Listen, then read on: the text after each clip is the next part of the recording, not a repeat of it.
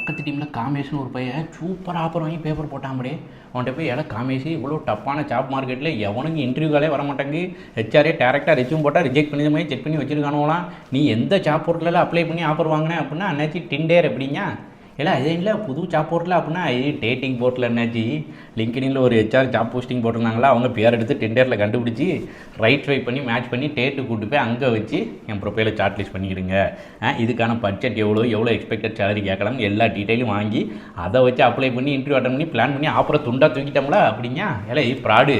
நாளைக்கு அந்த கம்பெனியில் உள்ள மேனேஜர் கண்டுபிடிச்சா பிரச்சனையாகவும் தெரியுங்களா. என்ன அண்ணாச்சி அந்த மேனேஜரு என் ஒய்ஃபு அந்த ஹெச்ஆரோட ஹஸ்பண்டு யாருக்குமே ஒன்றுமே தெரியாது அண்ணாச்சி. இப்போ இதுதான் ட்ரெண்டு.